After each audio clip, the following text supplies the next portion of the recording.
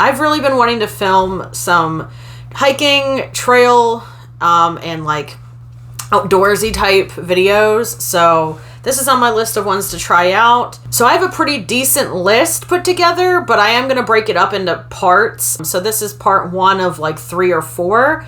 And we're only going to focus on the Northern Virginia area in this one. All of the trails on this list focus around the Northern Virginia area. If you live in this area, if you live in the DC metro area, these should be pretty accessible to you. Personally, I've checked out quite a few of these because I do live in the area, and I will be putting pictures so you can kind of see what the trails kind of look like. These are in no particular order, so they're not ranked or anything like that. These are just like the most popular or highly recommended ones in the area. I figured this list could also be useful for anybody looking to travel to this area and who wants to do like outdoorsy type stuff, because I feel like hiking and being outdoors, and like kayaking, fishing, whatever you want to do, is not normally something people think about when they think about coming to the DC area. So I feel like this is a nice break from the typical videos you probably see about visiting Northern Virginia, DC. Anyways, I don't want to make this intro way too long,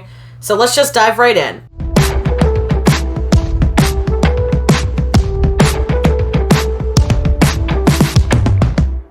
First on my list is Great Falls. Now, you can visit Great Falls from the Virginia side or the Maryland side. A lot of people actually recommend the Maryland side. So a lot of people do recommend actually just kind of crossing the bridge and going to the Maryland side, which really isn't much further. But yeah, Great Falls has a lot of trails. And on top of it, it is a pretty widely visited waterfall. It's the Potomac River. You can definitely kayak, and I have seen people stand-up paddling. It can get a little bit crowded here, especially during like really good weather, like the fall and the spring when it's not too hot yet.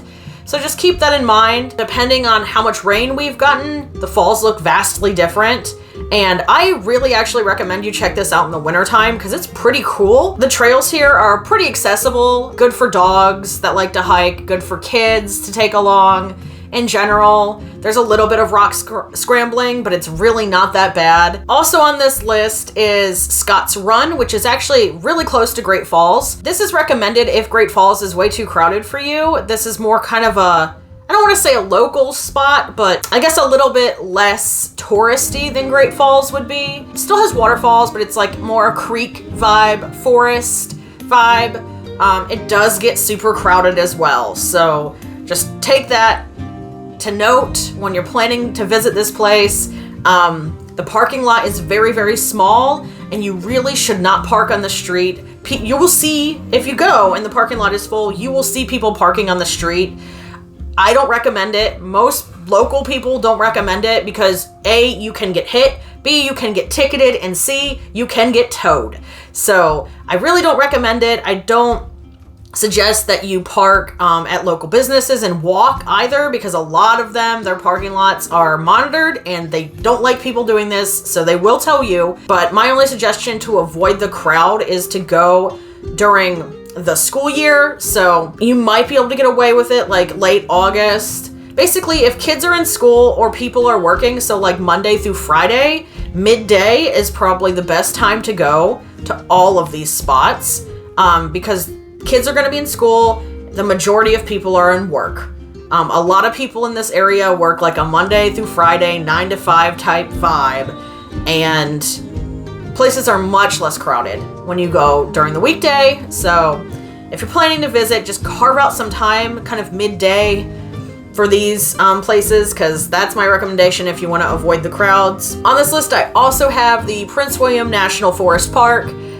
This is pretty local to me. I really like this spot. I feel like it's a little bit underrated for this area. It's got a lot of trails. And if you're looking for like the fall, especially the fall Shenandoah vibes without having to go all the way out to Shenandoah, the Prince William Forest Park is definitely where it's at. They do camp. They have campgrounds. I believe you can fish as long as you're licensed. And you can cycle. It's very cycle friendly. There's plenty of parking at the trailheads, and it tends to not be super crowded. I feel like a lot of people in Northern Virginia don't want to come this far south to go to this park, so That's why I put it on this list. I feel like it is kind of a little bit of a hidden gem. Also on this list is Burke Lake Park. This is another semi-local one to me. It is pretty popular. There's a lake. You can canoe, kayak, boat in general. You can fish, that type of thing. The trails are super easy, well-maintained. Overall, Burke Lake Park is probably a really good place to take like your dog on just like a leisurely stroll. Next on this list is the Neabsco Creek Wetlands. This place is pretty cool. It's recently been featured in a couple things because people are really into the boardwalk vibe, but this is another, I think, kind of local gem for us. If you're into like seeing wetlands, seeing swamp, you wouldn't expect to see it in Northern Virginia, but we do have it. And you probably would spot a lot of wildlife if you're walking here. This place is pretty cool. I believe it is bike friendly, so if you want to ride a bike on the boardwalk, you can. So obviously with it being a boardwalk, it's going to be pretty well maintained. You're not going to deal with a lot of elevation changes. This is generally a pretty flat, easy walk, but you're here to see the sights basically. This is a great place to take pictures as well, especially sunset. It's amazing. Next on the list is Mason Neck. It's kind of like a mix of the Burke Lake Park plus the Wetlands Preserve, so you're pretty close to Chesapeake with Mason Neck, and you're gonna see a lot of like bird life, turtles, that type of thing, but it has similar trails to Burke Lake Park in that they're well maintained, mostly easy trails, kid and dog friendly. The next two on this list have a similar vibe. They're around bodies of water. You're gonna see a lot of that in Northern Virginia in general because we're so close to Chesapeake, so a lot of our outdoor areas tend to be wetlands or forest, basically. So these two are the Pohick Bay Regional Park and the Occoquan Bay National Wildlife Refuge. I have actually only hiked at the Occoquan Bay, and I've been going here since I was a kid. You can fish. There's like a whole park where you can rent boats. You definitely can hike. There's a ton of hiking. The Occoquan Bay National Wildlife Refuge does tend to have some trails that maybe, I don't necessarily would rank them moderate, but they're like more narrow, less maintained, rocky. They have elevation changes. So that's just something to keep in mind, but quite a few trails go along the water and it's quite cool to see. This is another one I really recommend people check out during the fall or even the winter. The winter, you have to be a little bit careful because of that water. And in the summer, you really want to be careful because of the water as well, especially if we've just gotten a lot of rain, like in thunderstorm season. So this time of year, July and August, you really want to check what the water looks like in terms of how high it is before you explore a trail. I always recommend you can always talk to a park ranger too, because a lot of trails are going to be closed if it's flooded.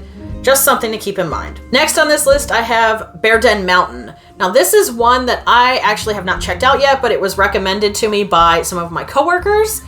This is a great little hike. Apparently it is kid-friendly, dog-friendly, and it actually kind of goes up to a peak where there's quite an overlook from the sounds of it.